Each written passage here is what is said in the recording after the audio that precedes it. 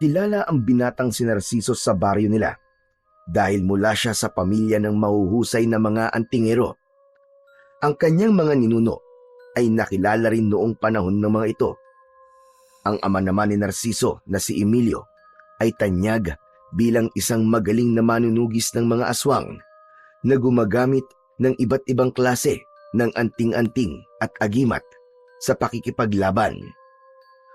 Kaya naman, mabigat ang pressure para kay Narciso na maging kagaya ng tatay niya.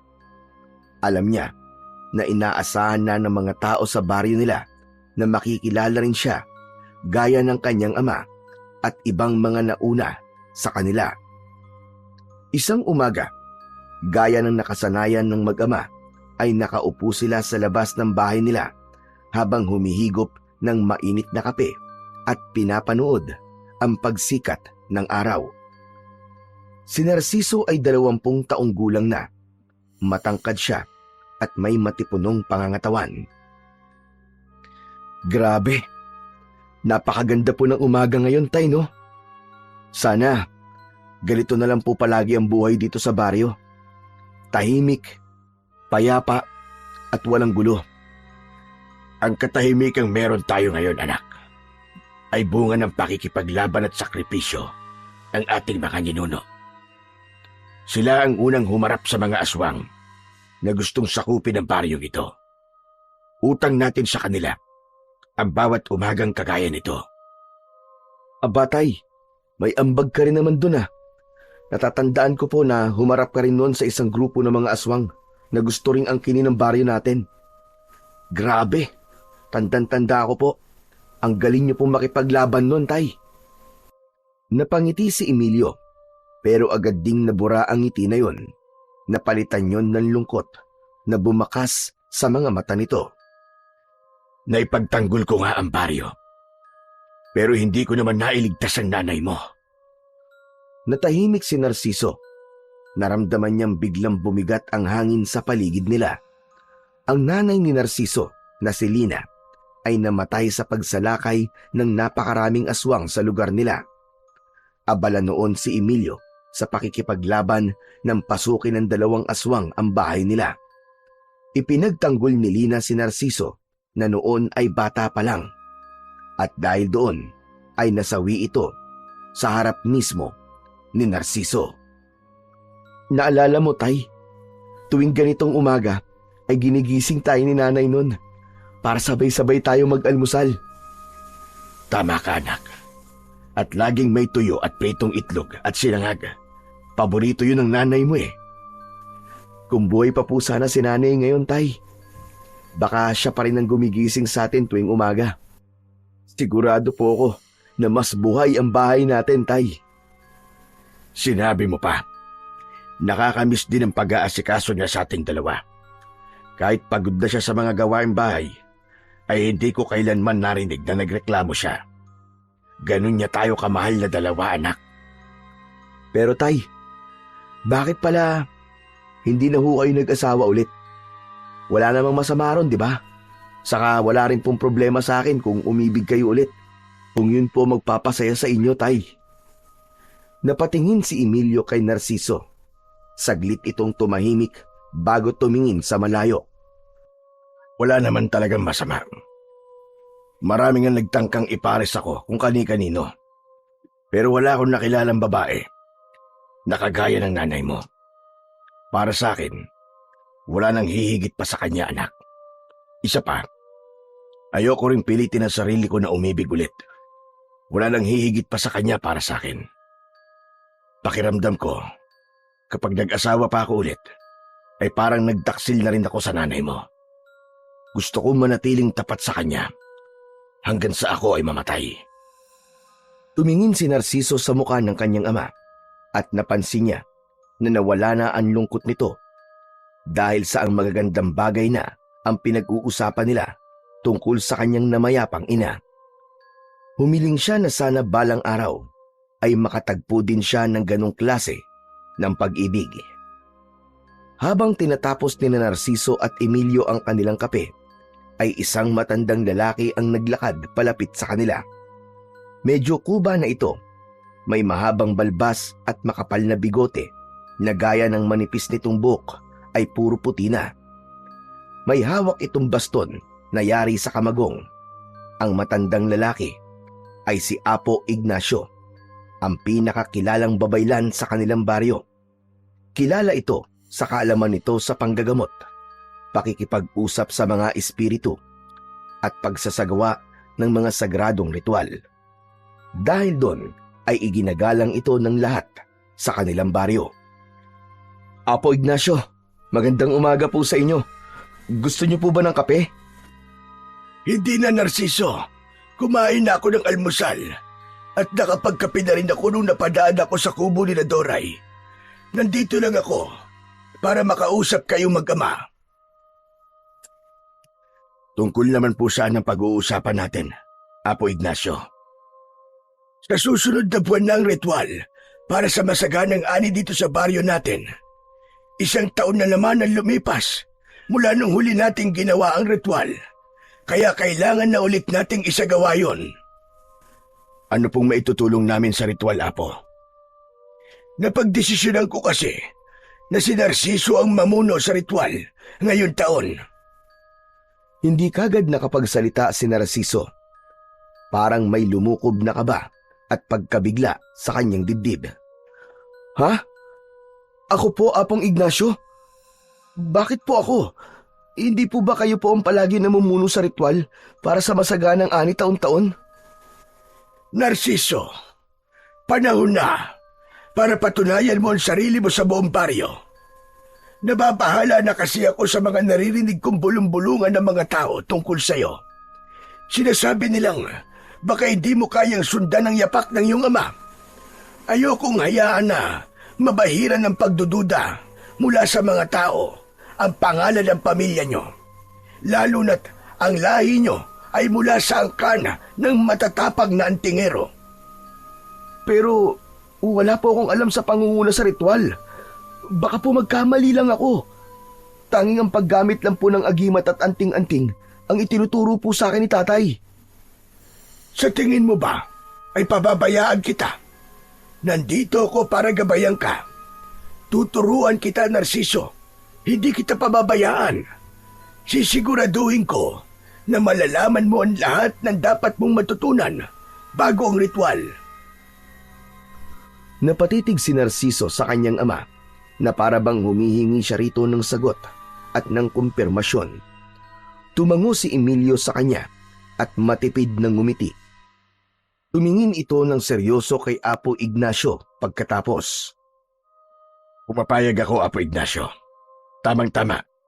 Sa susunod na linggo ay 21 kaarawan na ni Narciso. Sapat na ang edad niya para magsagawa ng ritual. Tumango si Apo Ignacio na tila nasiyahan sa sagot ni Emilio. Simula sa mga susunod na araw ay sasanayin ko na siya. Kailangan niyang malaman ang bawat takbang, bawat salita at bawat galaw sa ritual. Dahil isang maliit na pagkakamali lang ay maaaring magresulta sa hindi magandang bagay dito sa ating baryo. Maganda ka, Narciso, ngunit huwag kang kabahan at matakot dahil yan ang magiging numero 1 mong kalaban. O siya, sige, magpapaalam na ako at may mga gagawin pa ako. Mag-iingat po kayo, Apo Ignacio. Maraming salamat po. Tumango ang matandang babaylan at naglakad na ito papalayo. Hindi na nagsalita pa si Narciso. Ang tahimik na umagang yon ay biglang nagulo dahil sa pagdating ni Apo Ignacio. Hindi niya kasi akalain na ipagkakatiwala nito sa kanya ang pamumuno sa isang pinakamahalagang ritual na taon-taong ginagawa sa kanilang baryo. Hindi siya sigurado kung kaya niya yon. Pero ang sigurado siya ay hindi na siya maaaring tumanggi dahil mismong tatay na niya ang pumayag sa gustong mangyari ng matandang babaylan. Kinagabihan, sa hapunan ay tahimik si Narciso. Hindi siya gaya ng dati na maraming kwento sa kanyang tatay. Kahit pa ang paborito niyang adobong manok ang ulam nila, ay tila wala siyang gana. Hindi nagtagal ay napansin ni Emilio ang pagiging tahimik ni Narciso sa pagkain. Sandali lang anak. Parang naninibago yata ako sa'yo. Napakatahimik mo ngayong gabi. May iniisip ka ba? Nababahala at kinakabahan lang po kasi ako, Tay. Iniisip ko po kung kakayanin ko po bang talaga ang pamumuno sa ritual. Baka pwede pa po akong umatras. Kausapin niyo na lang po si Apo Ignacio. Hindi ka na pwedeng umatras, Narciso. Nakakahiya naman kay Apo Ignacio. Pinili ka niya. Ibig sabihin ay may nakita siya sa'yo na hindi niya nakita sa iba. Kung siya nga ay may tiwala sa'yo, dapat ikaw rin ay may tiwala sa sarili mo. Pero Tay, may tiwala naman po ako sa sarili ko eh. Pero hindi sa mga ganong bagay. Hindi sa pagsasagawa ng ritual. Wala po akong alam dun eh. Baka magkamali lang po ako at mapahamak pa ang buong baryo natin. Naiintindihan ko ang takot mo, anak. Kaya nga nandyan si Apo Ignacio para tulungan ka. Sa kanya na mismo nang galing natuturuan kanya at gagabayan. Hindi kanya ilalagay sa isang bagay na ikakapahamak mo, anak. Alam niyang handa ka at kaya mo mamuno sa ritual na yon. Muling natahimik si Narciso habang diretsong nakatingin sa mga mata ni Emilio.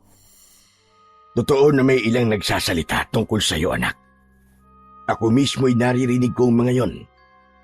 May ilan na ikinukumpara ka sa akin. Alam kong hindi mo kailangan patunayan ang sarili mo sa kanila. Pero sa edad mo ngayon, magandang may isang bagay kang magagawa na may pagmamalaki mo. Hindi para lang sa iba, kundi para sa sarili mo. Bahagyang yumuko si Narciso sa sinabi ng kanyang ama. Maya-maya pa ay mahina siyang tumango kahit hindi pa rin buo ang loob. Ipinagpatuloy niya ang pagkain at paulit-ulit niyang inalala ang mga sinabi ng kanyang ama. Alam niya na sa pagkakataon na yon ay wala na siyang mapagpipilian kundi ang ihanda ang kanyang sarili para sa isang malaking ritual na kailangan gawin sa baryo nila taon-taon.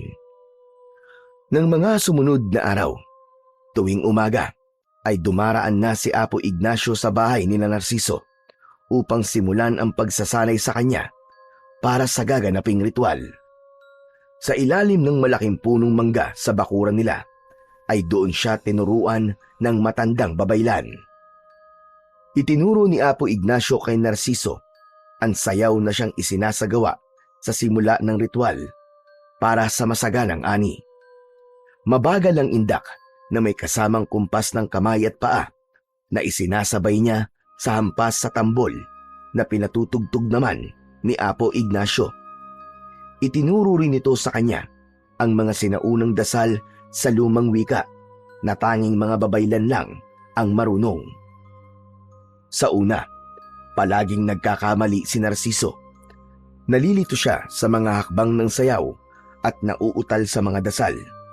Ngunit naging matyaga si Apo Ignacio sa kanya. Hindi siya nito pinagalitan o hindi ito nagpakita ng pagkairita kapag paulit-ulit siyang nagkakamali. Habang lumilipas ang mga araw, ay naramdaman ni Narciso ang pagbabago sa kanyang sarili. Ang dating pagkailang sa pag-indak ay napalitan ng kumpiyansa at ang mga dasal na hindi niya nabibigkas ay nabibigkas na niya ng maayos at tama. Sa bawat pagtatapos ng kanilang pagsasanay sa isang araw, ay napapansin niya na mas tumitibay ang kanyang paniniwala na may kabuluhan ang ginagawa niya. Alam niya na kailangan maisagawa niya ng tama ang ritual dahil buong baryo nila ang makikinabang doon. Isang hapon, matapos ang pagsasanay, ay kapwa pawisan sina Narciso at Apo Ignacio. Nangingintab ang balat ni Narciso ng dahil sa pawis, ngunit may bakas ng ngiti sa kanyang muka. Maya-maya pa ay dumating ang tatay niyang si Emilio na may dalang isang tray na may nakalagay na 2 baso ng malamig na tubig at pritong saging na saba. Inilapag nito yon sa lamesang gawa sa kawayan sa tabi ng bahay. Magmerienda na muna kayo. Alam kong pagod na kayong dalawa. Lumapit sina Narciso at Apo Ignacio upang uminom at kumain. Kumusta na pala ang pagsasanay nyo, Apo Ignacio? Maayos naman ang lahat. Sa totoo lang, bilib ako sa anak mo. Mabilis niyang nakuha ang sayaw pati ang dasal. Mukhang handang-handa na siya para sa ritual, para sa masaganang ani.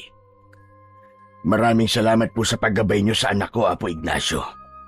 Malaking bagay po ito sa kanya. Ginagampanan ko lamang ang tungkulin ko, Emilio. Pero kung gugustuhin ni Narciso, pagkatapos ng ritual, ay ituturo ko pa sa kanya ang iba ko pang nalalaman. Tumingin si Emilio sa anak niyang si Narciso. Gusto mo ba yon, anak? Opo, payag naman po ako, Tay. Sa totoo lang po nagugustuhan ko na po ang pagbibitaw ng dasal. Nakakamangha nga po na sa simpleng mga salita lang ay nakakagawa ang mga yon ng kakaiba at pambihira. Gusto ko pa pong matuto, lalo na ng iba pang mga ritual at dasal. Alam mo, Narciso, matanda na ako. Bilang na lang ang taon na nalalabi sa buhay ko. Kaya gusto kong may magmana na kaalaman ko. At sa lahat ng mga kabataan sa baryo natin, ikaw ang nakikita kong karapat-dapat. Maraming salamat po, Apo Ignacio. Isang malaking karangalan po yon para sa akin. Sa mga narinig ni Narciso, ay naramdaman niya ang kasiyahan sa kanyang puso. Wala siyang pagsisisi na itutuloy niya ang pagsasanay ng ritual para sa masaganang ani dahil nadiskubre niya na hindi lang pala ang paggamit ng anting-anting o mga agimat ang interes niya. Nais niyang maging kagaya ni Apo Ignacio na mahalagang mamamayan sa kanilang baryo dahil sa mga bagay na nagagawa nito na nakikinabang ang maraming tao. Maagang nagising si Narciso ng umagang yon. Agad siyang nagdasal at nagpasalamat sa Diyos dahil nadagdagan ng isa pang taon ang kanyang buhay. Kaarawan niya ng araw na yon, kaya masaya siya. Paglabas niya ng kanyang maliit na silid, ay naabutan niya ang tatay niyang si Emilio na naghahain ng bagong luto na pansit. Meron ding tinapay sa pagkainan. O anak, gising ka na pala. Maligayang kaarawan sa'yo. Salamat po, Tay.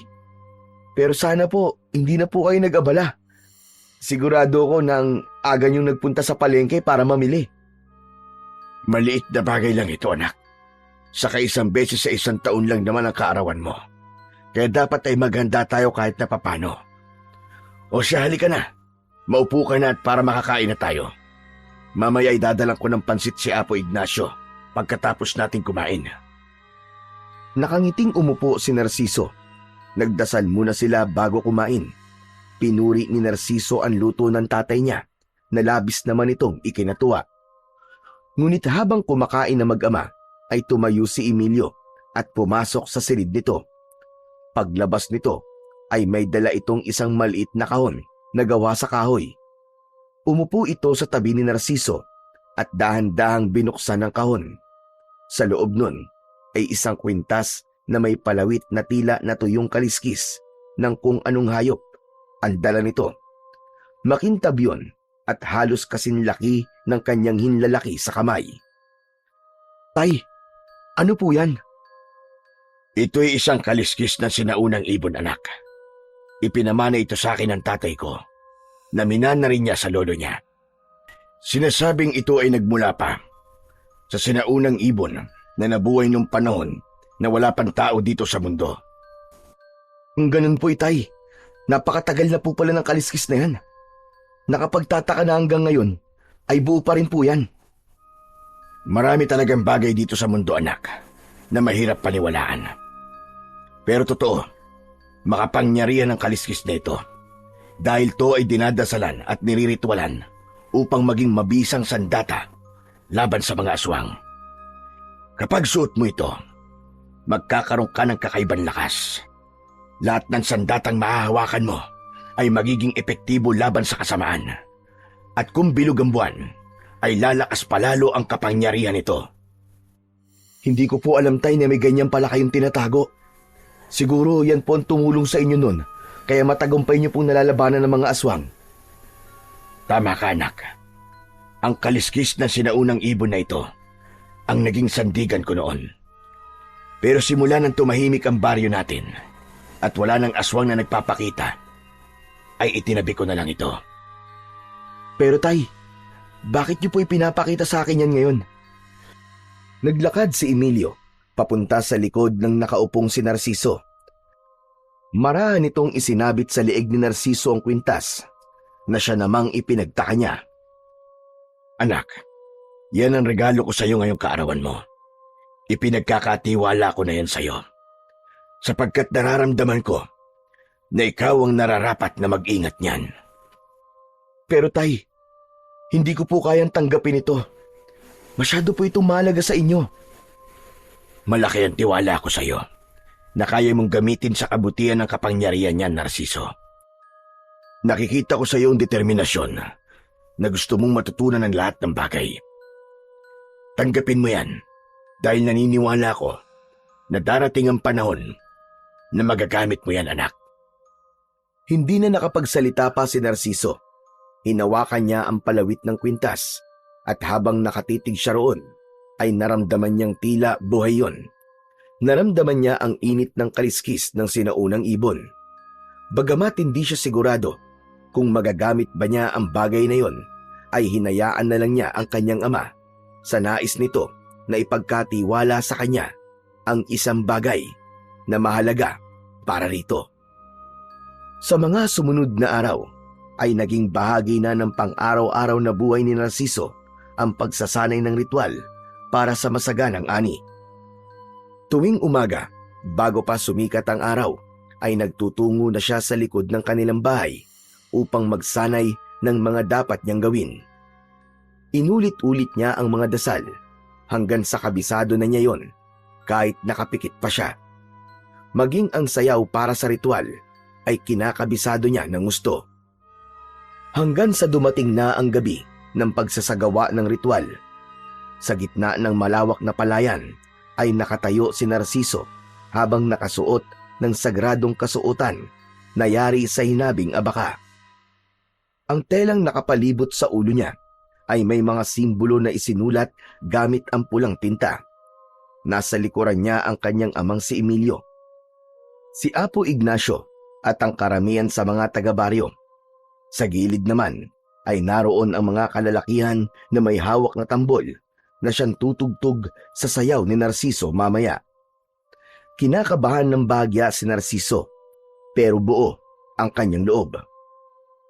Tandaan mo, Narciso, dapat ay wala kang magiging pagkakamali sa ritual na iyong gagawin. Kahit maliit lang, ay maaaring magbago ang takbo ng ritual at iba ang magiging bunga nito. Huwag po kayo mag-alala, Apo Ignacio. Alam ko na po ang gagawin ko. Ilang araw po ako nagsanay upang masiguro ko na wala akong maling magagawa. Mabuti naman kung ganon. May tiwala kami sa iyo, Narciso. Sa sandaling mawala na ang buwan sa likod ng ulap, ay maaari ka nang magsimula. Tandaan mo, kapag nagkamali ka, ay hindi na maaaring ulitin ang ritual. Kada taon, ay isang beses lang ito pwedeng gawin. Matyagang naghintay si Narciso. Nang tuluyan ng lumitaw ang bilog na buwan mula sa ulap, ay nagkaroon ng kakaibang liwanag ang paligid. Lumingon si Narciso kay Apo Ignacio at tumangulang ito bilang hudyat na kailangan niya nang simulan ang ritual. Huminga ng malalim si Narciso. Dahan-dahan siyang nagsimulang sumayaw. Kasabay ng sayaw ay binigkas niya ang sinaunang dasal na itinuro sa kanya ni Apo Ignacio. Siniguro niya na tama ang kanyang pagbigkas ng bawat salita. Habang patuloy ang kanyang pagsasayaw, ay hinugot niya ang patalim na nakasukbit sa gilid ng kanyang bewang. Hindi siya nag-alinlangan na hiwaan ang kaliwa niyang braso gamit ang patalim. Masakit, pero hindi siya nagpakita ng kahit na anong reaksyon. Hinayaan niyang pumatak ang dugo niya sa lupa. Sa huling bahagi ng ritual ay lumuhod si Narciso. Yumuko siya at hinalikan niya ang lupa. Nang tumayo siya ay nagulat ang lahat nang biglang yumanig ang lupa. May ilang tao na napasigaw at meron din na tumakbo. Mula naman sa pinagpatakan lupa ng dugo ni Narciso ay isang pagbitak ang nangyari. Mula sa bitak na yon ay lumabas ang isang makapal na itim na usok. Lumipad yun sa ere at nagpaikot-ikot na parang may sarili yung buhay. Hindi nagtagal ay nawala ang usok at tila sumama yon sa hangin. Naramdaman ni Narciso ang biglang pagbigat ng hangin. Napalingon siya sa paligid ng isang malakas na halakhak ang narinig niya na sa tingin niya ay siya lang ang nakakarinig. Lumapit sa kanya si Emilio habang nakasunod dito si Apo Ignacio. Hinawakan ni Emilio ang magkabilaan niyang balikat at tumingin ito sa kanya nang may pag-aalala. Anak, ayos ka lang ba? Ayos lang po ko, Tay. Hindi dapat ganito ang kinalabasan ng ritual. Hindi dapat iyayanig ang lupa. At lalong, hindi dapat may lumabas na itim na usok. Anong nangyari, Narciso? Sigurado ka bang ginawa mo ng tama ang ritual? Opo, sigurado po ko, Apo. Ginawa ko po ang ritual. Nakita niyo naman po, sinunod ko po ang sayaw at dasal. Apo Ignacio, sa palagay niyo po ba, ay may dapat ba tayong ipag-alala sa nangyaring ito? Hindi ko pa alam, Emilio. Pero sa ngayon, magdasal tayo na sana'y tama ang ritual na naisagawa ni Narciso. Baka naman iba lang ang anyo ng tugon sa ritual ngayong taon. Hindi natin tiyak. Ang mabuti pa, umuwi na muna tayong lahat. Magpahinga tayo at bantayan natin ang mga mangyayari sa mga susunod na araw. Nagtinginan ang mga tao sa likuran nila at isa-isa nang nagsimulang mag-alisan habang nagbubulungan. Si Emilio naman ay inakay si Narciso paalis sa gitna ng palayan. Hindi na nagsalita pa si Narciso, bagkus ay tahimik lang siyang sumabay sa ama habang tinatahak nila ang madilim na daan pabalik sa kanilang tahanan. Paulit-ulit niyang binalikan ang ginawa niyang ritual at inisip niya kung saan siya may nagawang pagkakamali. Ngunit wala siyang maisip na ginawa niyang hindi tama.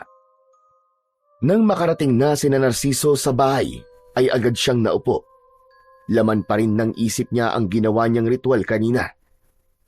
Kumuha ng tela si Emilio at inilagay nito yon sa sugat niya sa braso. Naguguluhang tumingin si Narciso sa kanyang ama. Tay, lubos ako nag-aalala. Paano po kung may masamang mangyari dahil po sa ritual na ginawa ko? Dapat pala talaga ay umatras na lang ako nung una pa lang eh. Hindi ko na dapat pinilit ang sarili ko. Kapag may nangyari sa mga tao dito sa baryo, ay walang dapat sisihin kundi ako. Anak, tama na. Huwag mong hayaan na pangunahan ka ng takot. Hindi mo alam kung ano talaga ang ibig sabihin ng nangyari. At kung may mali man, hindi ibig sabihin na ikaw kagad ang may kasalanan. Pero ako po ang gumawa ng ritual, Tay. Hindi po ba sinabi ni Apo Ignacio na kahit maliit na pagkakamali ay wala dapat? Iniisip ko po kanina pa kung saan parte po ako nagkamali. Tensyonado na si Narciso ng sandaling yon. Nanginginig ang buo niyang katawan. Dahil doon ay niyakap na siya ng maigpit ng ama niyang si Emilio at tinapik-tapik ang likod niya. Narciso, anak, kahit anong mangyari, lagi lamang ako naririto. Hinding-hindi kita pababayaan. Kung alam mo sa sarili mo na wala kang nagawang pagkakamali sa ritual, ay yun ang paniwalaan mo. Dahan-dahang napapikit si Narciso habang nakayakap sa kanyang ama at kahit paano ay nabawasan ang kanyang pangamba. Tahimik siyang nagdasal na sana ay walang masamang idulot ang ritual na ginawa niya kanina. Simula noon ay nagbantay na sina Narciso sa mga maaaring mangyaring hindi maganda sa kanilang baryo. Ilang araw pa ang lumipas at sumiklab ang balita sa baryo nila tungkol sa 2 bangkay ng lalaki na natagpuan sa gitna ng palayan. Wakwak ang tiyan ng mga yon at halos wala ng dugo sa katawan. May ilan na nagsabi na aswang ang pumatay sa 2. Mabilis na kumalat ang takot sa buong baryo at si Narciso ay mabilis na nilamon ng kanyang konsensya. Ang unang pumasok sa isipan niya ay yun na ang resulta sa pagkakamaling nagawa niya sa ritual, kung meron man. Ngunit sa kabila ng kanyang pangamba, patuloy ang kanyang ama sa pagpapaalala na wala siyang dapat ikatakot at maaaring ang nangyari ay nagkataon lamang. Isang umaga, habang abala si Narciso sa pagwawalis sa harapan ng kanilang bahay, ay nakita niyang palapit sa kanya si Apo Ignacio. Sinalubong niya ito upang magmano. "Mano po, Apo Ignacio. Magandang umaga po. Ano pong sadya niyo?" Narciso iyo, kailangan ko kayo makausap ng tatay mo. Nandito ba si Emilio? "Opo, nasa likod po siya. Sandali lang po, tatawagin ko si tatay." Kinabahan si Narciso habang naglalakad siya papunta sa likod ng bahay. Napansin niya ang kaseryosohan sa mukha ng matandang babaylan na parabang may sasabihin ito na hindi maganda. Pagdating niya sa likod ng bahay ay naabutan niya ang tatay niyang si Emilio na nagsasalansan ng mga kahoy na sinibak nito. "Tay, nasa harap po si Apo Ignacio. Kailangan daw po niya tayong makausap." Tungkol daw saan? "Hindi ko po alam, tay. Ang mabuti pa po siguro ay puntahan na lamang po natin siya para malaman natin kung anong sadya niya." Hindi na nagtanong pa si Emilio at magkasama na silang pumasok sa bahay. Nadatnan nilang nakaupo si Apo Ignacio sa mahabang upuang kawayan. Umupo si Emilio sa tabi ni Apo Ignacio, habang si Narciso naman ay naupo sa isang pang-isahang upuan sa tapat ng matanda. Huminga ng malalim si Narciso dahil malakas ang pakiramdam niya na hindi maganda ang sasabihin ng matandang babaylan. Ano pong pag-uusapan natin, Apo Ignacio? Parang sobrang importante naman po at talagang sinadya niyo pa kami dito sa aming bahay. Siguro naman ay nabalitaan na ninyo ang tungkol sa bangkay ng 2 lalaki na natagpuan sa gitna ng palayan. May nagsabi rin sa akin na may nakakita raw sa pumatay sa mga yon. Isa raw nila lang na may maitim na balat at mahabang puting buhok. Ibig sabihin po ba, isang gabunan ang pumatay sa kanila? Tama ka, Emilio, at sigurado kung si Magat ang gabunan na yon. Narinig na ni Narciso ang pangalan na yon sa kanyang pagkakatanda. Ang gabunan na si Magat ay ilang taon nang naggasik ng lagim at takot sa kanilang baryo. Ngunit matagal na itong napatay, kaya naintindihan niya kung bakit bahagyang natawa ang tatay niya sa sinabi ni Apo Ignacio. Imposible naman po yata ang sinasabi niyo. Matagal nang patay si Magat. Pinatay siya ng mga ninuno namin, hindi po ba? Alam ko, Emilio. Pero muling nabuhay si Magat dahil sa ritual na isinagawa ni Narciso. May mali sa dasal o sayaw niya. Hindi ko pa rin alam kung alin doon, pero sigurado ko na dahil sa pagkakamaling yon ay bumangon sa lupa ang kaluluwa ni Magat. At ngayon, mukhang may sinapian siyang katawan ng isang tao upang magkaroon siya ng pisikal na kaanyuan. Parang binuhusan ng malamig na tubig si Narciso habang naririnig ang mga salitang yon ni Apo Ignacio. Sinasabi ko na nga ba, may masamang nangyari dahil sa pagkakamali ko sa ritual. Ako may kasalanan ng lahat ng ito. Huwag mong sisihin ang sarili mo, anak. Hindi mo ginusto ang nangyari. Huwag kang mag-alala dahil gagawin natin ang lahat para maibalik sa libingan si Magat. Tama ang tatay mo, Narciso. Hindi mo dapat sisihin ang sarili mo. Pero ipapaalala ko lang na hindi basta-bastang gabunan si Magat. Napakalakas niya. Mapanlinlang at walang awa. Hindi siya katulad ng ibang nilalang na nalabanan natin noon. Pero sa ngayon, ay sa atin-atin muna ang bagay na ito. Hindi ito pwedeng malaman ng iba dahil kilala niyo mga tao sa baryong ito. Sisisihin nila si Narciso at baka kung ano pa ang gawin nila. Napalunok si Narciso. Bigla niyang naalala ang mga tao sa baryo nila. Alam niya na kailangan nilang maghanda at mag-ingat sa mga susunod na gabi dahil paniguradong aataking muli ang gabunan na si Magat. Simula noon ay hindi na muling nakatulog ng mahimbing si Narciso. Gabi-gabi siyang ginigising ng kanyang konsensya. Kaya naman, palagi siyang puyat at walang lakas sa umaga. Hanggang isang gabi ay bigla na lamang sumalakay si Magat sa kanilang baryo. Nakipaglaban ng tatay niya at ang ilang kalalakihan pero hindi napigilan ng mga ito ang bangis ng gabunan. Maraming pinatay si Magat ng gabing yon. Maging sa mga nakipaglaban na mga kalalakihan ay may mga namatay din.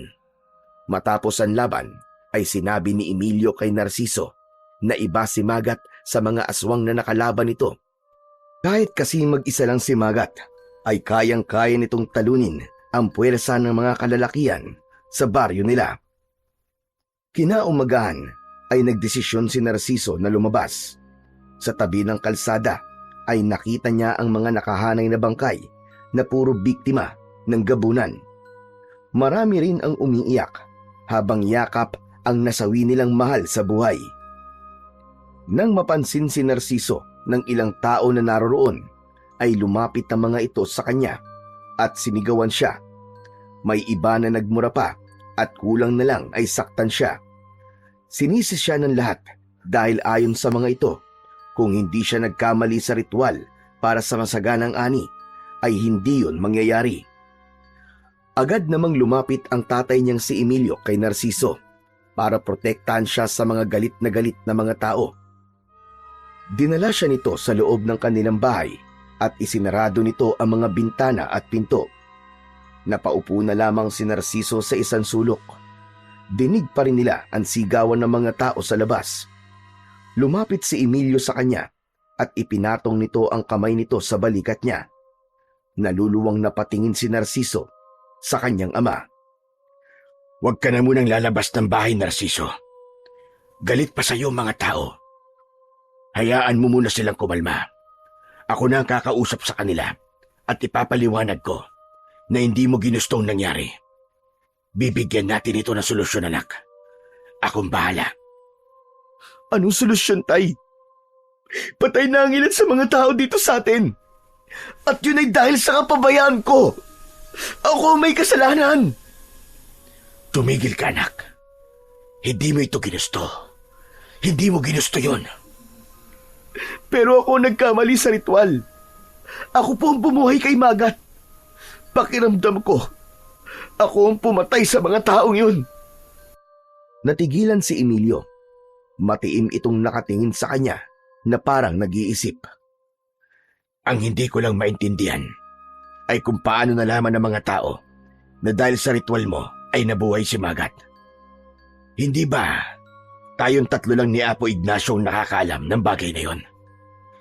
Hindi po kaya may iba pang pinagsabihan si Apo Ignacio? Imposible. Hindi niya sasabihin sa iba ang ganung bagay. Lalo na't gaya ko ay nais ka rin niyang protektahan. Marahil ay may nakarinig nung nag-uusap tayo nang hindi natin alam. Nang sandaling yon ay parang nabingi na si Narciso sa sigawan ng mga tao sa labas. Parang gusto na lang niyang maglaho na parang bula. Pakiramdam niya ay walang kahit na anong salita ang makakapawi ng labis na konsensyang nararamdaman niya ng mga oras na yon. Kinagabihan, habang tahimik ang kapaligiran, ay hindi makatulog si Narciso. Paulit-ulit na bumabalik sa isip niya ang paninisi ng mga tao sa kanya. Ayaw siyang patahimikin ng kanyang konsensya hanggang sa isang desisyon ang bigla na lamang pumasok sa isip niya. Bumangon si Narciso at kinuha niya ang isang lumang backpack. Binuksan niya ang kanyang aparador at kumuha siya ng ilang damit doon. Maayos niyang inilagay ang mga damit sa bag. Bago siya lumabas ng kanyang kwarto, ay hinawakan niya ang kwintas niya na may palawit na kaliskis ng sinaunang ibon. Yun lang kasi ang bagay na pagmamay-ari ng tatay niya na madadala niya sa plano niyang paglalayas. Matapos yun, ay lumabas na si Narciso ng bahay nila habang natutulog ang kanyang ama. Nagsimula siyang maglakad ng walang tiyak na direksyon. Ang tanging nasa isip niya lang ay ang makalayo sa baryo nila at magsimula ng panibagong buhay sa ibang lugar.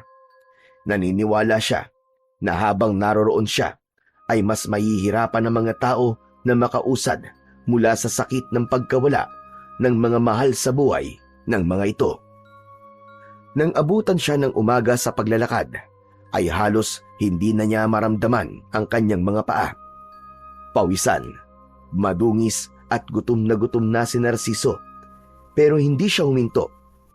Sa bawat hakbang niya ay parang tinutunaw ng matinding sikat ng araw ang lakas niya, pero alam niya na walang-wala ang hirap na nararanasan niya sa hirap at sakit na nararanasan ng mga tao sa baryo nila dahil sa kanyang pagkakamali. Matindi pa rin ang sikat ng araw nang marating ni Narciso ang isang maliit na baryo. Halos hindi niya na maigalaw ang mga binti sa tindi ng pagod at gutom niya. Sa isang kanto ay may nakita siyang isang maliit na karinderya. Napalunok siya nang makita niya ang mga ulam na tinitinda doon, pero alam niyang hanggang tingin lang siya dahil wala siyang dalang pera. Nang lumapit sa kanya ang tindera, ay tinanong siya nito kung ano ang bibili niya at hindi agad siya nakasagot. Ate, pwede po ba akong makiinom ng tubig? Tumangulang ang babae at agad naman siya nitong binigyan ng isang baso ng tubig.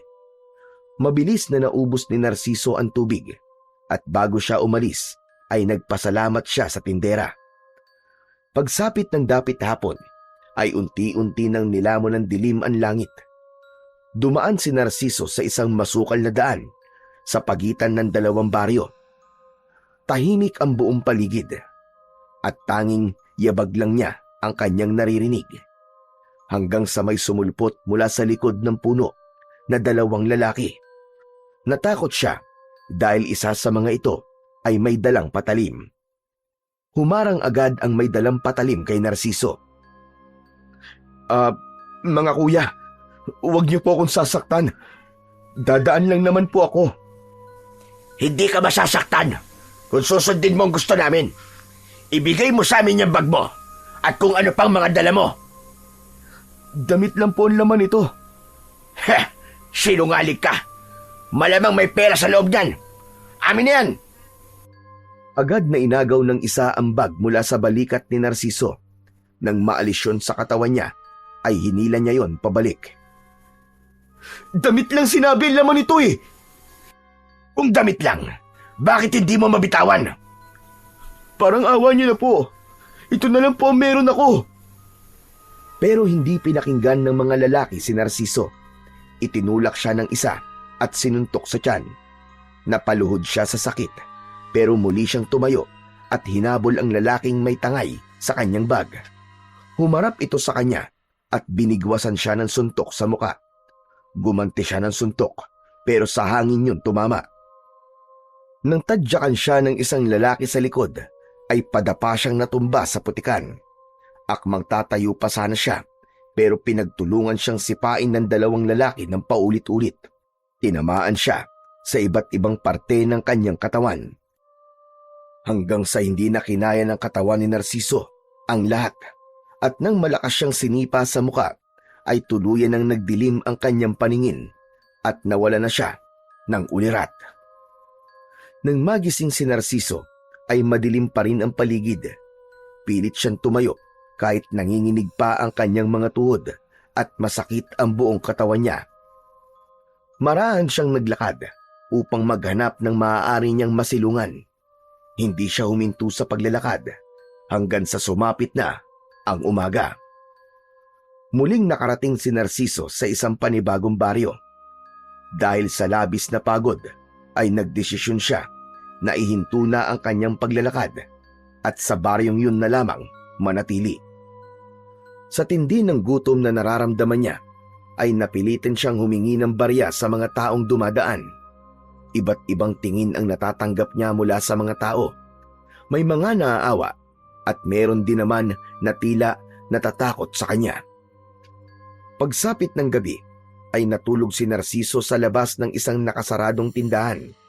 Pinagkasya niya ang sarili sa upuan doon na gawa sa kawayan. Sa loob lamang ng 1 linggo, si Narciso na dating may maayos na buhay ay naging isa ng palaboy sa baryo na yon. Walang nakakakilala sa kanya at ang tangi niyang ginagawa para makakain ay ang manghingi. Alam niya na napakalayo na ng buhay niya sa baryong yun sa dating niyang buhay, pero naisip niya na baka yun na ang kabayaran sa pagkakamaling nagawa niya. Isang umaga, nakatulala si Narciso habang naglalakad sa gilid ng kalsada. Punit ang kanyang damit na may bahid ng natuyong dugo at putik. Bakas ang gutom, uhaw at kawalan ng direksyon sa kanyang muka. Sa kanyang paglalakad ay may nakasalubong siyang 3 batang lalaki. Tinawanan siya ng mga yon at tinawag siyang mabahong palaboy. Masakit yun para kay Narciso, pero hindi na siya umimik dahil yun naman ang katotohanan. Hanggang sa isang lalaki ang lumapit sa kanila. Matangkad ito at kayumanggi ang balat. May bitbit ito na tinapay at soft drinks na nakalagay sa plastic na may straw. "Hoy! Pambihira to mga bata na to! Tumigil na nga kayo! Para kayong hindi tinuturuan ng magandang asal ng mga magulang nyo Umuwi na nga kayo sa bahay nyo! Mga bastos!" Nagsitakbuhan kagad ang mga bata at iniwan si Narciso na nakayuko sa harap ng lalaki. Lumapit ang lalaki sa kanya at iniabot sa kanya ang tinapay at soft drinks. "Oh, sa'yo na to. Kainin mo at mukhang gutom na gutom ka na eh."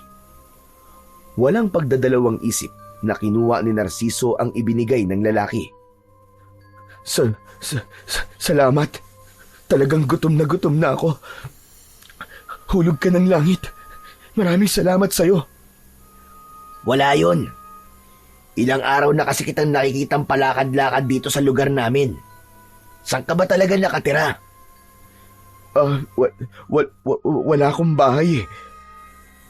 "Ganun ba? Ako nga pala si Elias. Ikaw, anong pangalan mo?" Ako si Narciso." "O sige, Narciso. Mag-iingat ka, lalo na't sa labas ka yata natutulog." "Saan ako dapat mag-ingat?" "May gumagalang mga aswang dito sa baryo namin eh. Biglaan sila kung umatake, kaya walang nakakaalam kung kailan sila darating. Kaya tuwing gabi, kung mapapansin mo, ay maagang nagsasarado ang mga bahay dito at wala lang taong nasa labas." Pagkasabi ni Elias nun, ay naglakad na ito palayo. Naiwan si Narciso na hawak pa rin ang tinapay at inumin. Nanginig ang kamay niya, hindi lang dahil sa gutom, kundi dahil na rin sa takot. Muling bumalik sa alaala niya ang gabunan na nabuhay dahil sa maling ritual na nagawa niya. Tila kahit saan siya magpuntay, sinusundan siya ng bangungot na siya rin mismo ang lumikha. Isang gabi, nakakita si Narciso ng isang kulungan ng baboy sa likod ng isang bahay. Dahil walang nakakulong na baboy doon, ay nagdesisyon siya na doon na magpalipas ng magdamag. Humiga siya sa malamig na sahig at agad na pumikit. Ngunit wala pang 1 minuto ay bumukas din ang mga mata niya nang makarinig siya ng mga taong nagsisigawan sa hindi kalayuan. Grabe naman, gabing-gabi na pero may nag-aaway pa rin. Akala ko ba, ang sabi ni Elias wala ng tao sa labas kapag ganitong oras. Ngunit nang maalala ni Narciso ang sinabi ni Elias, na may umaataking mga aswang sa baryo na yon ay napabalikwas siya ng bangon. Tumayo siya at lumabas ng kulungan ng baboy. Naglakad siya patungo sa gilid ng kalsada at nagtago siya sa likod ng isang puno. Mula roon ay nakita ni Narciso ang dalawang nilalang na may mahahabang kuko. Matatalim ang mga mata, matutulis ang mga ngipin, at mukhang hindi niya maintindihan kung halimaw o sa demonyo. Napagtanto niya na ang mga nilalang na yon ay mga aswang. Pinagtutulungang lapain ng dalawang aswang ang isang lalaki na wala ng buhay. Nanigas si Narciso. Pakiramdam niya'y binuhusan siya ng malamig na tubig. Nangatog ang kanyang mga tuhod.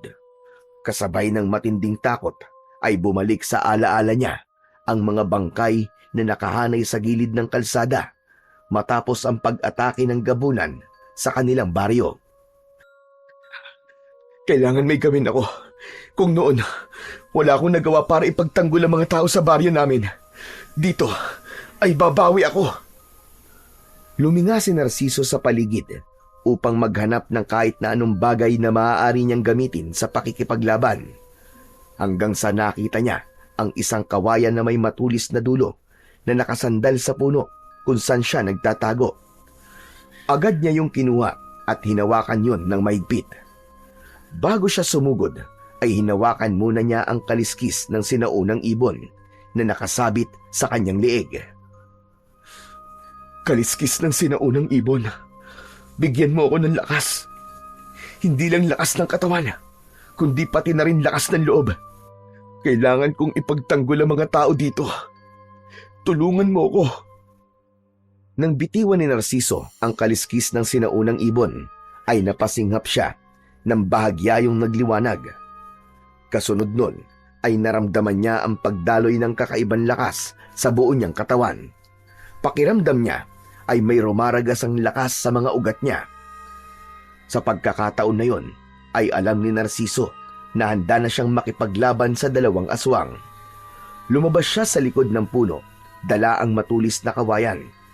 Mabilis siyang tumakbo papunta sa mga aswang, at dahil kapwa nakatalikod ng mga yon sa kanya, ay hindi napansin ng mga yon ang kanyang pagdating.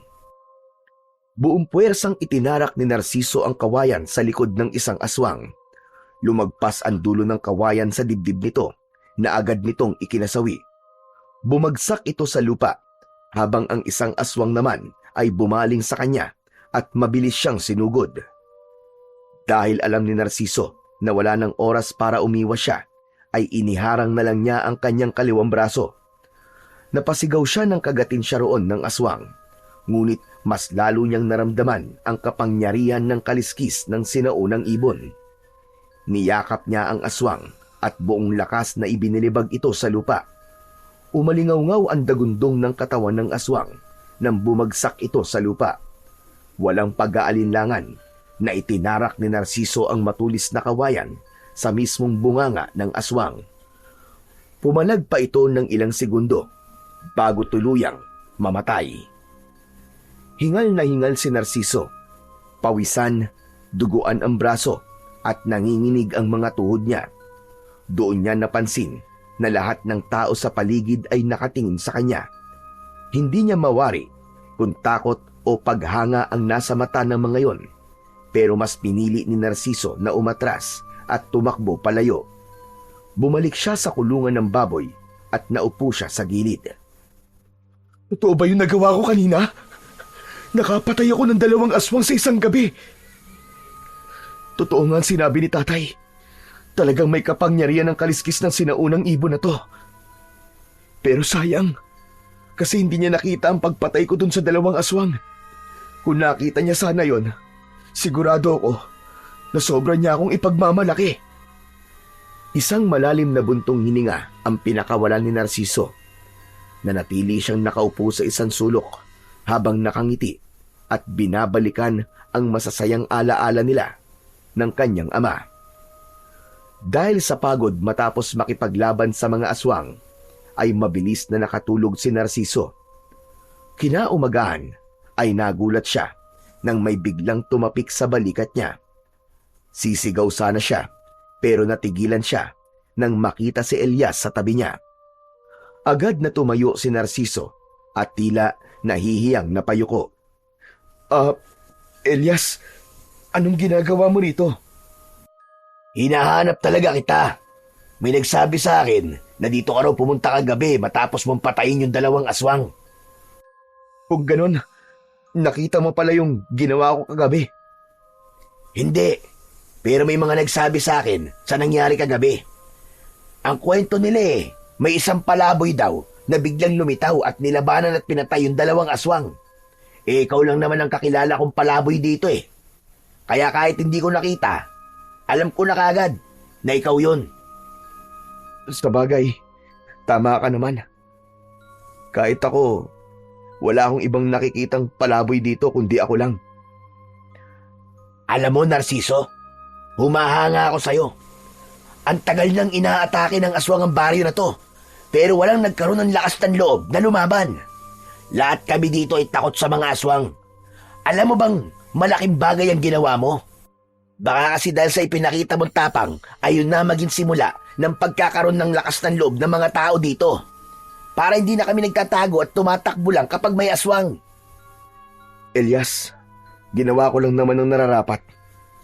Kahit dahil lang ako rito, hindi ko kayang pumikit na lang at hayaan na may mapatay yung mga aswang na yun. Napangiti si Elias sa sinabing yun ni Narciso. Dahil sa ginawa mo kagabi, gusto kong bumawi sa'yo. Elias, kahit isang supot ng tinapay at tubig lang, masaya na ako. Higit pa ron ang nararapat para sa'yo. Gusto kitang kupkupin kahit pansamantala lang. Wala rin naman akong kasama sa bahay . At bilang kapitan ng baryong to, ay obligasyon ko ring tulungan ang unang taong naglakas loob na labanan ng mga aswang. Kapitan? Ikaw pala ang kapitan ng baryong ito? Oo, bakit? Hindi ba halata? Sa totoo lang, hindi. Parang ang bata mo pa kasi para maging kapitan. Pero sigurado ka ba talaga?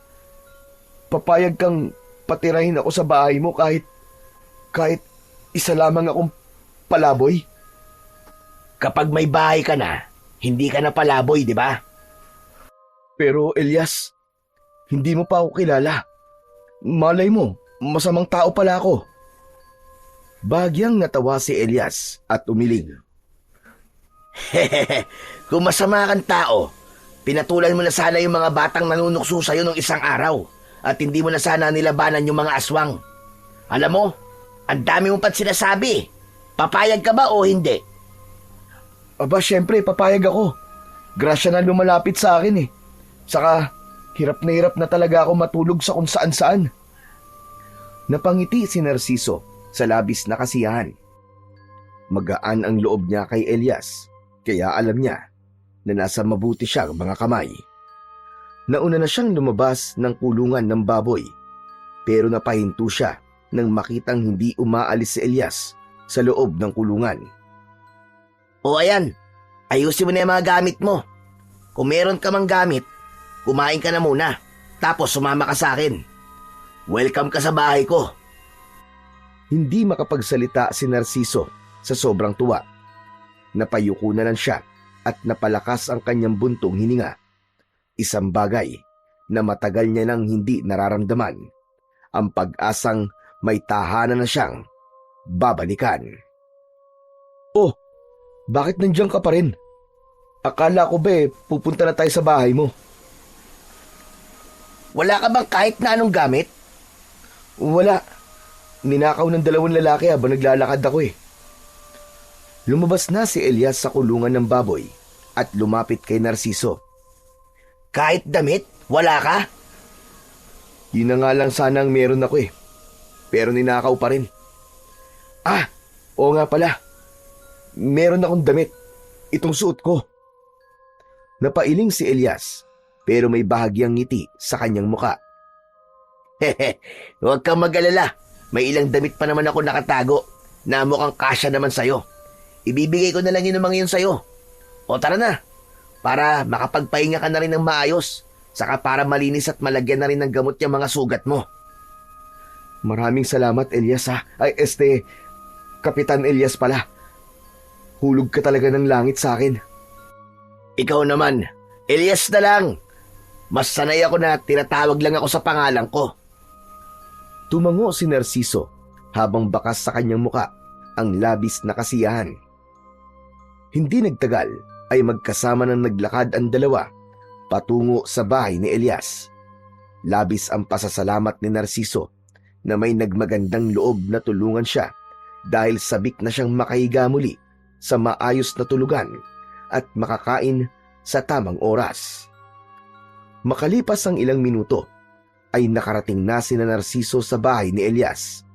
Katamtaman ng laki ng bahay nito na gawa sa pinaghalong kahoy at simento. May malawak na berandang may mga paso ng halamang namumulaklak at isang duyan na nakasabit sa dalawang haligi. Malinis ang paligid at bagaman simple ang disenyo ng bahay, ay halatang inaalagaan yon ni Elias. Nang pumasok sila, ay bumungad kay Narciso ang maayos at malinis na sala. Itinuro ni Elias sa kanya ang isang pinto na malapit sa kusina. Narciso, yun nga pala magiging kwarto mo rito. Diyan ka matutulog habang nandito ka. Pero bago ka magpahinga, maligo ka na muna. Nasa likod ng banyo ko. May tuwalya doon. Yun na lang ang gamitin mo. Maraming salamat talaga, Elias ha. Hindi ko akalain na mangyayari to sa akin sa lugar na to. Akala ko habang buhay na ako magiging palaboy. Wala ka naman. Ang mga kagaya mo ang karapat-dapat na tinutulungan. Oo nga pala, habang naliligo ka, ay ilalabas ko na rin yung mga damit na pwede mo magamit. Muling nagpasalamat si Narciso kay Elias. Matapos yun, ay nagtungo na siya sa kusina at lumabas sa pinto doon. Nakita niya ang banyo sa likod ng bahay. Nang makapasok siya roon, ay napangiti siya nang makita ang isang drum ng tubig. Meron din doon shampoo, sabon at batong panghilod. Masaya siya dahil sa wakas, makalipas ang mahigit 1 linggo, ay makakaligo na ulit siya. Simula noon ay nagbago na ang buhay ni Narciso sa baryong yun sa tulong ni Elias. May maayos na siyang higaan at kumakain na ulit siya ng 3 beses sa isang araw. Malinis na ang kanyang katawan at may pamalit na rin siyang mga damit. Ipinakilala din siya ni Elias sa mga tao sa baryo na nagpabago sa tingin ng mga tao sa kanya. Mula sa pagiging isang kinatatakutang palaboy, ay naging kilala siya bilang tagapagtanggol ng baryo mula sa mga aswang. Marami ang humanga sa kanya at taus-pusong nagpapasalamat dahil sa tapang na ipinakita niya sa pagpatay sa 2 aswang. Nalaman din ni Narciso mula kay Elias na hindi lang ang 2 aswang ang umaatake sa baryo na yon. Ayon dito, ay marami pang aswang ang naghahasik doon ng lagim at takot. Sa nalaman na yon ni Narciso, napagtanto niya na hindi pa pala tapos ang laban niya sa mga aswang sa baryo na yon.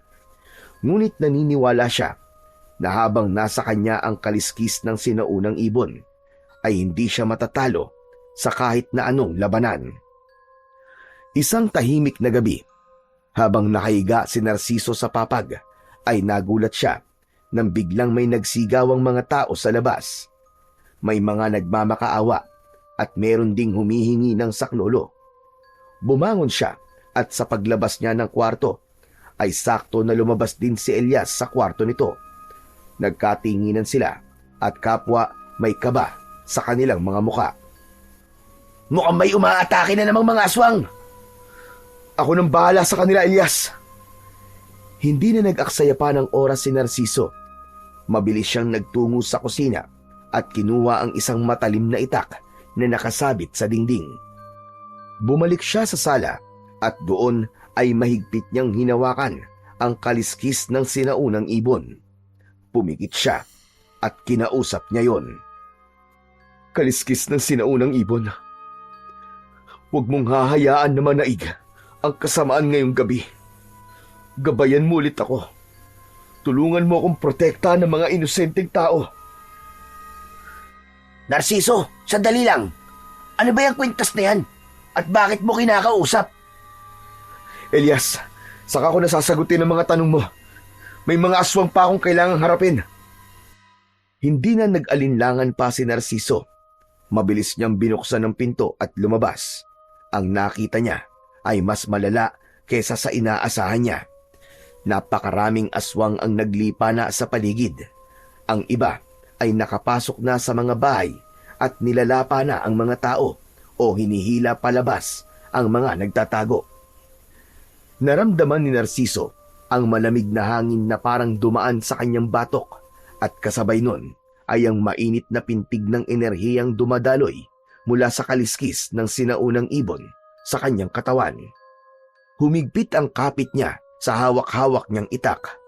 Hindi yun ang laban na inaasahan niya, pero alam niya na sa gabing yun ay hindi siya papayag na magwagi ang mga aswang laban sa kanya. Nagtungo si Narciso sa isang bahay kung saan narinig ang pagsigaw ng isang matandang babae. Sa loob nun ay isang aswang ang nakaluhod sa ibabaw ng isang matandang babae. Ang matatalim nitong kuko nakabaon na sa balikat ng biktima. Hoy! Diablong buang! Ako ang harapin mo at huwag ang isang matanda! Nang lumingon ng aswang sa kanya, ay tinaga kagad ito ni Narciso sa leeg. Sa lakas ng puwersa niya, ay naputol ang ulo nito at tumalsik sa sahig. Sa isang sulok naman ay may isa pang aswang na hawak ang isang batang lalaki. Sinugod ito ng mabilis ni Narciso at sinaksak sa tagiliran ang aswang. Hinila niya ang bata palayo at 3 beses niyang sinaksak ang aswang sa dibdib at saka ito binawian ng buhay. Matapos yun, ay lumabas kagad si Narciso. 3 aswang ang mabilis na sumugod sa kanya. Sa halip na umatras, ay sinalubong niya ang mga yon ng buong tapang. Yumuko siya ng akmang kakalmutin siya ng isa at saka isinaksak niya paitaas ang itak. Dumiretso ang itak sa panga ng aswang at lumusot sa bunganga nito, diretso sa bumbunan. Ang ikalawang aswang naman ay sinubukan siyang sunggaban pero tumalon siya sa kaliwa at nang lumagpas ang aswang sa kanya ay tinagpas niya ang likod nito gamit ang matalas niyang itak. Kasunod nun ay ibinaon niya ang itak sa likod ng ulo nito. Ang isa pang aswang ay nagawang makalmot sa balikat si Narciso. Sa kabila ng sugat na yon ay hindi siya natinag. Humarap siya sa aswang at malakas niya itong tinadyakan sa dibdib. Nang matumba ito sa lupa, ay ginilitan niya ito sa leeg. Sumirit ang dugo sa leeg ng aswang hanggang sa nalagutan yon ng hininga.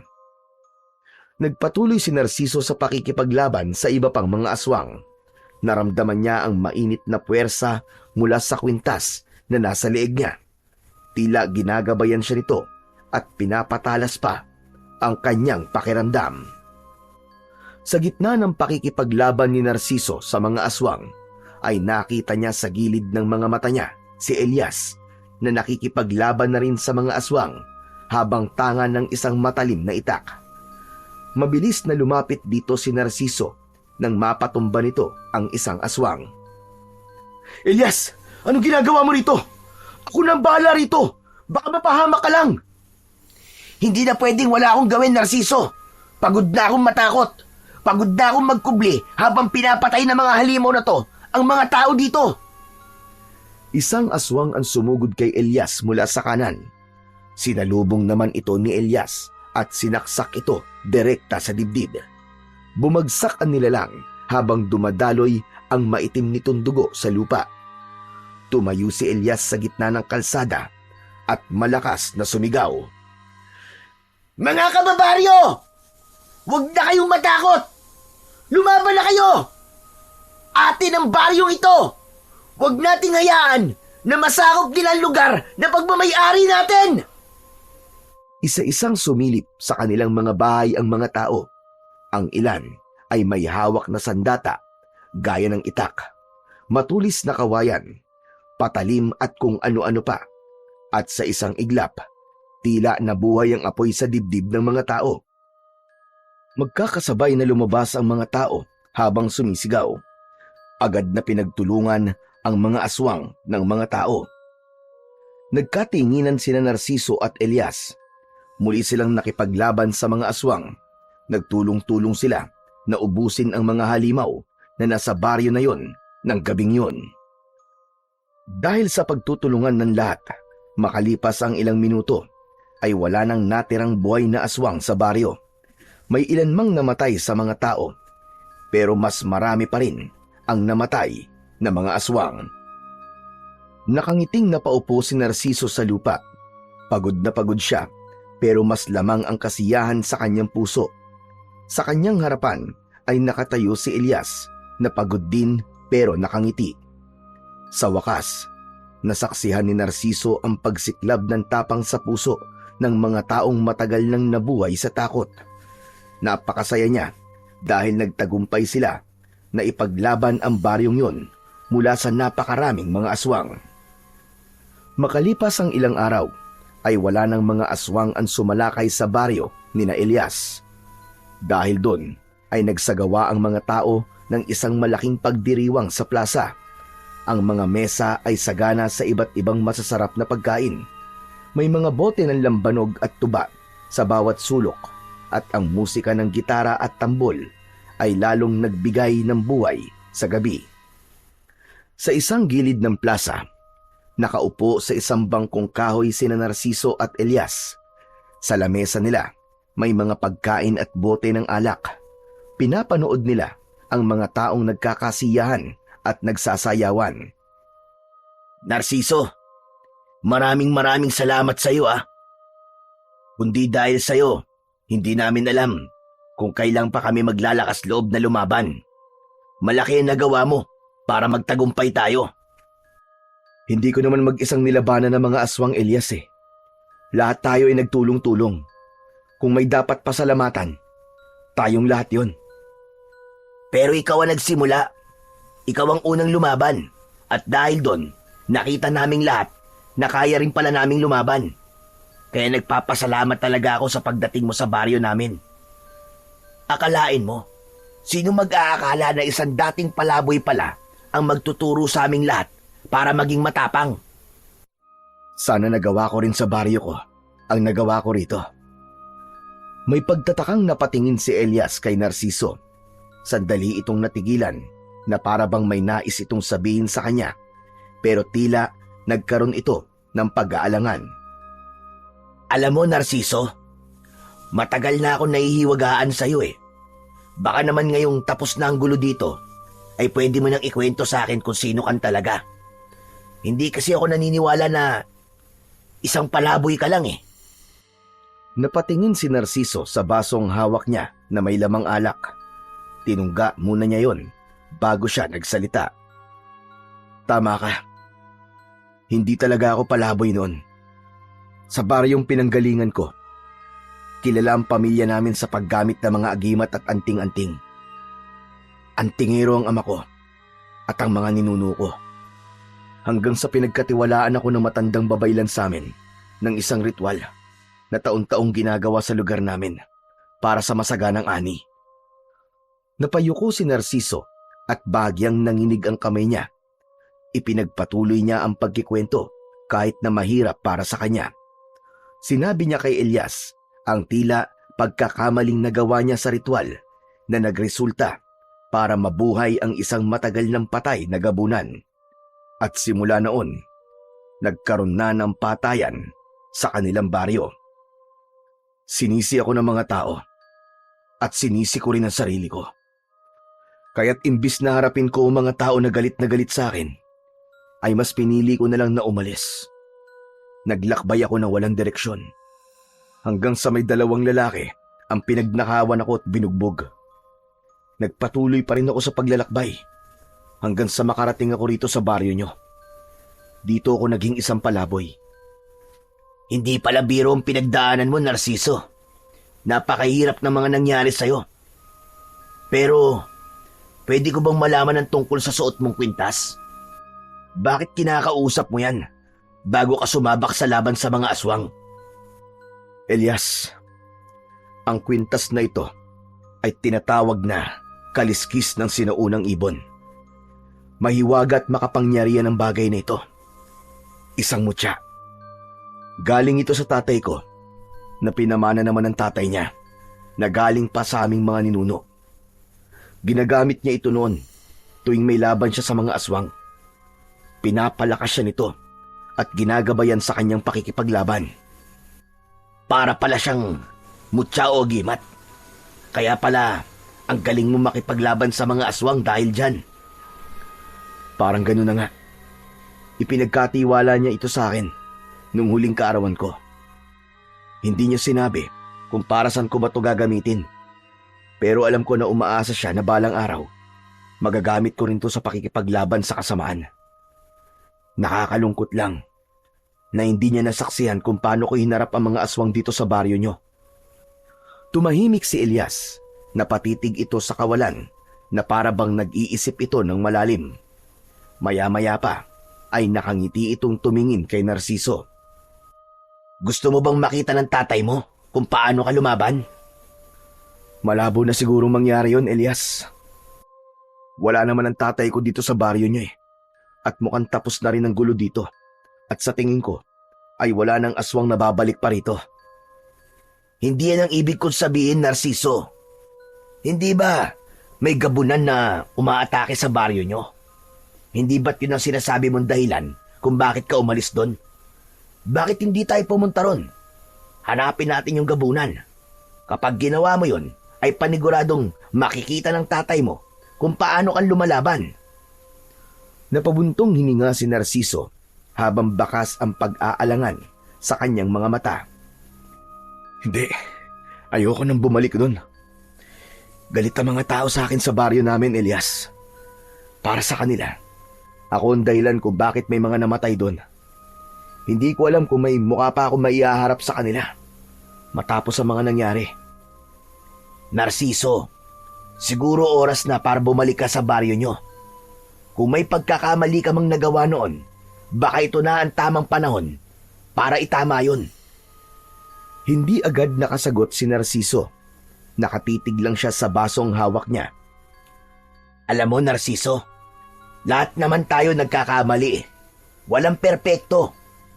Tao lang tayo.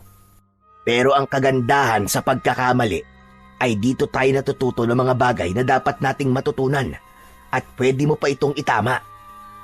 Kapag pinili mong harapin ang pagkakamali mo, ay doon mo makikita kung gaano ka kalakas. Parang may mabigat na bagay na bumagsak sa dibdib ni Narciso sa sinabing yun ni Elias.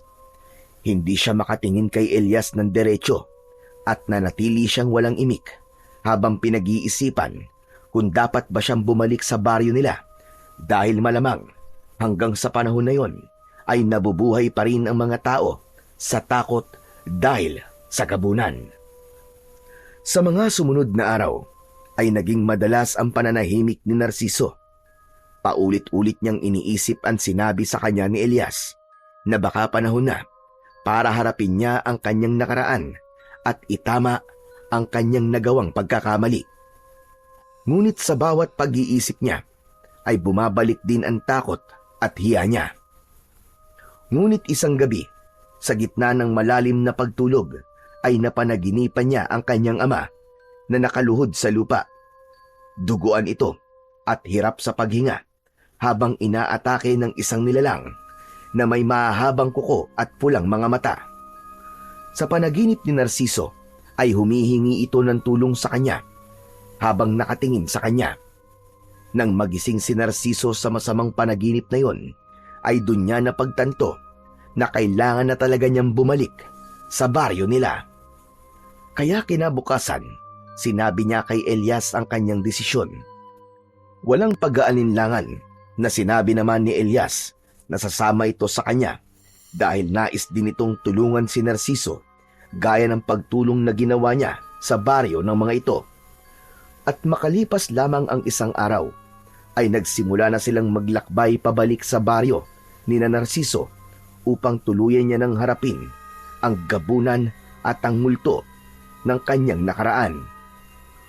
Umaga nang narating ni Narciso at Elias ang baryo ni Narciso. Napansin ni Narciso ang katahimikan ng paligid na hindi normal para sa kanya. May ilang tao silang nadaanan na nakakita sa kanila at kapansin-pansin ang matatalim na tingin ng ilan kay Narciso.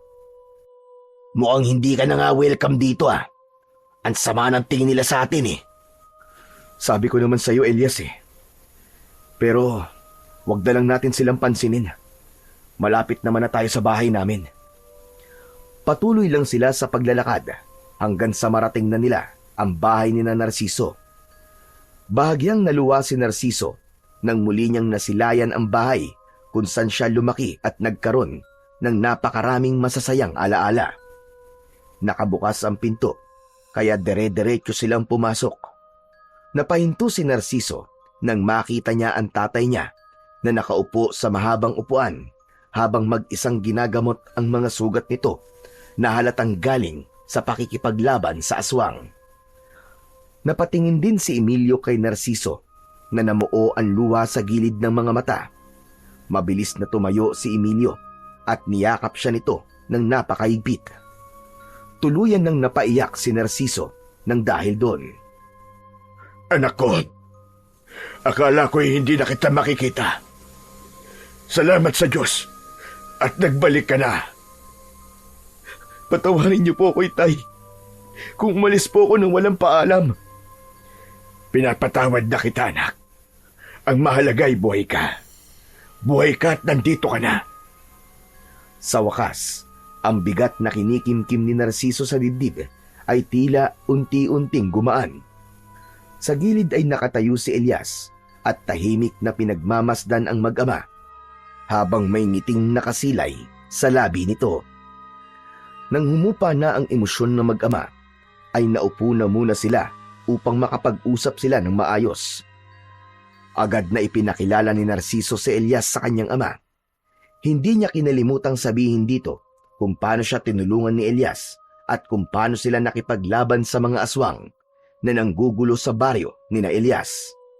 Hindi napigilan ni Emilio ang tuwa sa mukha nito nang malamang nagamit na ni Narciso ang kaliskis ng sinaunang ibon sa pakikipaglaban sa mga aswang. Makalipas ang ilang sandali, ay napunta na sa iba ang usapan nila. Narciso, anak, bakit ka nga ba biglang umalis noon? Alam mo ba na pinag-alala mo ko na sobra? Pasensya na po ulit, Tay. Alam ko po kasing galit po mga tao sa akin. Pakiramdam ko po noon ay hindi ako mabubuhay ng tahimik kung alam ko na galit sa akin ang mga taong nakapaligid sa akin. Kaya pinili ko na lamang po na umalis at magpakalayo-layo. Pero Tay, yan po mga sugat nyo. Dahil po ba yan sa gabunan? Tama ka, anak. Sumalakay na naman kagabi ang gabunan. Halos iilan na lang ang nakikipaglaban ngayon dito sa baryo natin. Karamihan ay takot ng harapin ang gabunan. Pero Narciso, gusto kong malaman mo na wala kang kasalanan sa muling pagbangon ng kaluluwa ni Magat sa libingan niya. Hindi ikaw ang dahilan ng pagkabuhay ng gabunan na yon. Ano po? Kung ganun, ang ibig niyo po bang sabihin wala akong nagawang pagkakamali sa ritual? Mali ang buong ritual, Narciso. Lahat ng ginawa mo ay taliwas sa dapat na gawin tuwing nagkakaroon ng ritual sa masaganang ani. Lahat tayo ay walang nakakaalam sa totoong ritual dahil mag-isang ginagawa yon ni Apo Ignacio taon-taon. Ang totoo ay nilinlang tayong lahat ni Apo Ignacio. Ipinagawa niya sa iyo ang ritual na yon, hindi para sa masaganang ani, kundi para buhayin si Magat. Ikaw ang ginamit niyang kasangkapan. Ikaw ang hinayaan niyang gumawa ng ritual na yon para ikaw ang sisihin ng mga tao. Hindi agad nakapagsalita si Narciso sa nalaman niya sa kanyang ama. Para siyang sinampal ng isang katotohanang hindi niya kailanman inakalang magiging totoo. Teka, Tay. Parang ang hirap paniwalaan ng lahat po ng sinabi niyo. Si Apo Ignacio, bakit naman po niya gagawin yun? Alam po niya mapapahamak ang buong baryo kung babalik si Magat. Tama ka, anak. Mahirap talagang paniwalaan nung una. Kasi inakala natin na mabuting tao si Apo Ignacio. Tayo ngang lahat, naniniwala na kakampi natin siya. Pinagkatiwalaan natin siya ng buong buo. Pero paano niyo po nalaman ang lahat ng ito, Tay? Nakita ko si Apo Ignacio na naging gabunan. Habang mag-isa ko nagroronda, kinumpronta ko siya at doon na niya inamin ang lahat. Akala niya ay mapapatay niya ako, kaya siguro sinabi niya na sa akin na totoo. Pero nakaligtas ako sa kanya ng gabing yon. Ano po? Isang gabunan po si Apo Ignacio? Kay Apo Ignacio sumapi ang kaluluwa ni Magat. Sa umaga, tao siyang kagaya natin. Pero sa gabi, ay nagiging gabunan na siya. At sa tingin ko, ginagawa niya yun para mas maging makapangyarihan siya at humaba pa ang buhay niya. Ilang segundong hindi nakapagsalita si Narciso. Pilit na prinoseso ng utak niya ang lahat ng kanyang mga nalaman. Hindi niya inasahan na ganun na pala karami ang nangyari sa baryo nila simula nang mawala siya. Nasaan na po ngayon si Apo Ignacio, Tay? Alam ba ng mga tao ang totoo na siya ang dahilan kung bakit bumalik si Magat? Alam na ng karamihan, anak. Pero nagtatago na siya ngayon sa gubat.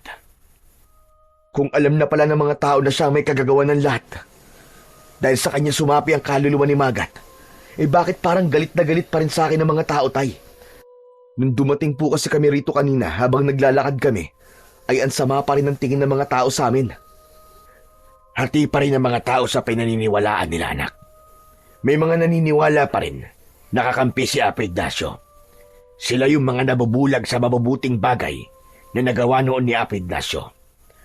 Malamang, yung mga nakakita sa'yo ay yung nasa panig pa rin ng matandang babaylan na yon. Tay, huwag po kayong mag-alala.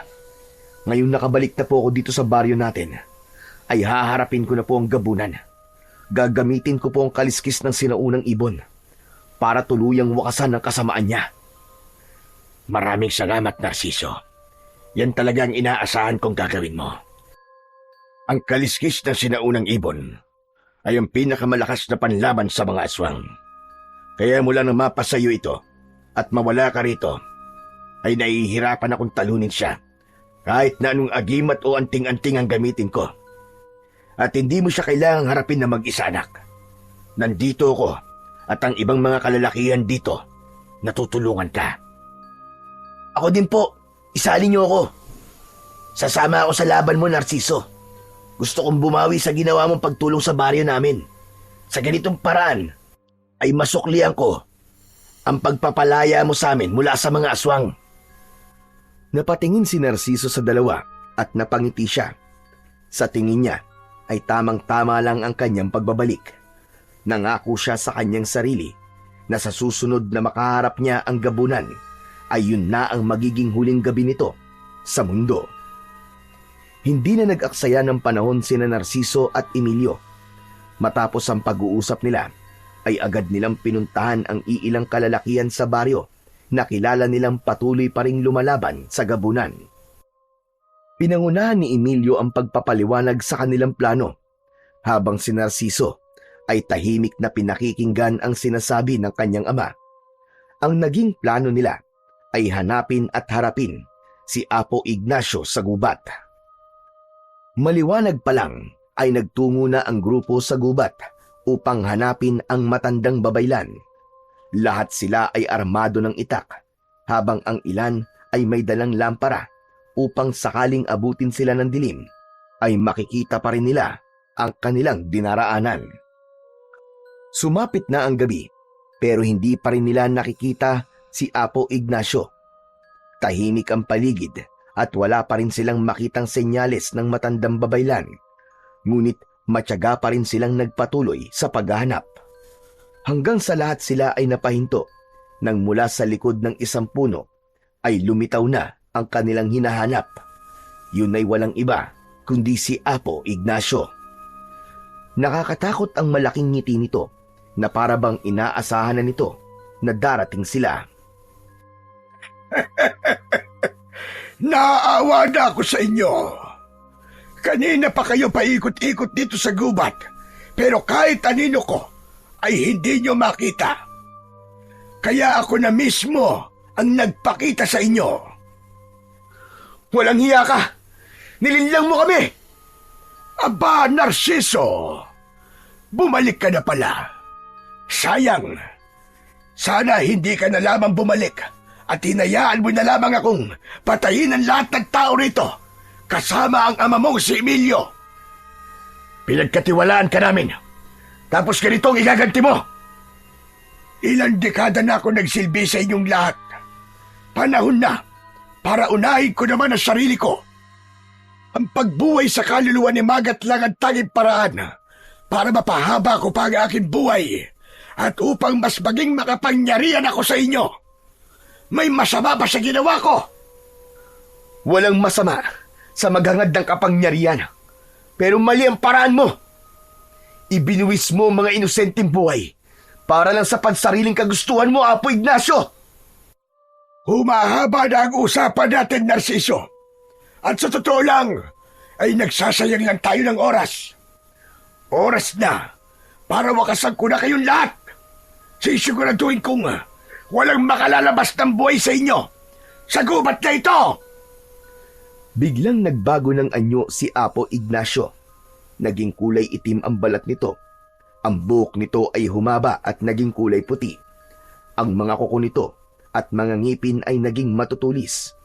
Nanlisik ang mga mata nito at ang katawan nito ay lumaki. Agad na hinawakan ni Narciso ang kaliskis ng sinaunang ibon na nakasabit sa kanyang leeg. Naramdaman niya ang biglang pagdaloy ng isang mainit na enerhiya sa kanyang katawan. Para bang may apoy na bumalot sa kanyang mga kalamnan at nagpapalakas sa kanya. Maganda kayo! Huwag kayong lalayo sa isa't isa! Biglang sumigaw ang gabunan at kasunod nun ay nawala ito sa paningin ng lahat.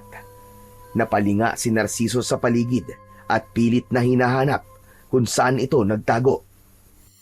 Nasaan siya? Hindi ko makita! Napakabilis pala niyang gumalaw! At sa isang kisap mata ay lumitaw ang gabunan sa likuran ng dalawang kalalakihang kasama nila. Hindi na nakagalaw ang mga ito nang tuluyang laslasin ng matutulis nitong kuko ang leeg ng dalawang lalaki. Nang makita ng tatlong natitirang lalaki na kasama ni Narciso ang sinapit ng dalawa nilang kasama, ay natakot ang mga ito at mabilis na tumakbo upang tumakas. Hoy! Huwag kayong umalis! Lalaban pa tayo! Mabilis na gumalaw ang gabunan at sinundan nito ang tatlong lalaki. Gaya ng naunang dalawa, ay pinatay din ng gabunan ang tatlo sa pamamagitan ng pagwasak sa leeg ng mga ito, gamit lang ang matutulis nitong mga kuko. Nang sumugod si Emilio sa gabunan, ay agad na sumunod dito si Elias. Magkasabay na umatake ang dalawa, pero mas mabilis talaga ang gabunan. Sinalubong ng mga kamay ng gabunan ang leeg ni na Emilio at Elias. At bago pa man masaklolohan ni Narciso ang dalawa, ay ubod lakas na ibinilibag ng gabunan ang mga ito sa lupa. Namilipit ang dalawa sa labis na sakit. Sigurado si Narciso na sa lakas ng pagkakabagsak ni na Emilio at Elias ay hindi maayos ang lagay ng mga yon. Tumingin ang gabunan kay Narciso at ngumisi ito. Ganitong lakas ang sinasabi ko sa inyo, Narciso. Kung hindi ako magkakaroon nito, ay patuloy lang akong naging babaylan sa baryo. Hayop ka! Masyado ka ng maraming pinatay, Apo Ignacio! Ngayon, ako naman ang harapin mo! Biglang sumugod ang gabunan kay Narciso. Sumalpok ang malaki nitong katawan sa kanya at tumilapon siya. Gumulong siya sa lupa, pero agad din siyang tumayo at matalim na tinignan ang gabunan. Sa pagkakataon na yon, ay si Narciso naman ang umatake. Tatagain niya sana ito, pero nahawakan nito ang braso niya at mariin siya nitong kinagat doon. Napasigaw si Narciso sa labis na sakit, pero agad niyang sinipa ng malakas ang tuhod ng gabunan, kaya bahagya itong napaluhod. Nang mabitiwan siya nito, ay tinaga niya ito sa balikat ng ubod ng lakas. Itinulak siya ng gabunan at umatras ito habang dumudugo ang sugat nito sa balikat. Muling sumugod si Narciso at sinalubong siya uli ng gabunan. Nagawa nitong hawakan ang magkabilaan niyang balikat. Binuhat siya nito at itinapon sa isang malaking puno. Tumama ang likod ni Narciso sa puno at nang bumagsak siya sa lupa ay sumuka siya ng dugo. Naglakad ang gabunan palapit kay Narciso. Walang kamalay-malay na tahimik na gumagapang si Elias palapit. Walang laban ang kaliskis na sinaunang ibon mo sa akin. Tignan mo ang sarili mo, Narciso. Isa kang malaking kahihiyan sa inyong pamilya. Akmang lalaslasin na sana ng gabunan ang leeg ni Narciso nang biglang isinaksak ni Elias sa likod ng tuhod ng gabunan ang hawak nitong itak. Napasigaw ang gabunan at napaluhod ito sa lupa. Tapusin mo na siya, Narciso!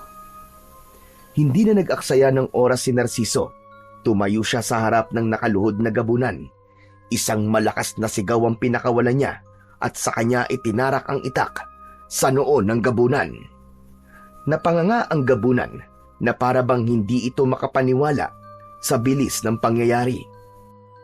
Nang hugutin ni Narciso ang itak sa noo ng gabunan, ay bumulwak mula doon ang masagana nitong dugo. Bago ito tuluyang bumagsak sa lupa, nakadilat ang mga mata nito na para bang buhay pa rin ito at nakatingin kay Narciso. Matiim na tinignan ni Narciso ang walang buhay na katawan ng gabunan habang unti-unti itong bumabalik sa pagiging si Apo Ignacio. Hayop ka! Nilinlang mo ko! Nilinlang mo kaming lahat! Pwede mo sanang gamitin ang lakas at kapangyarihan mo sa kabutihan, Apo Ignacio. Pero mas pinili mo pa rin ang baluktot na daan. Nakapanghihinayang ka.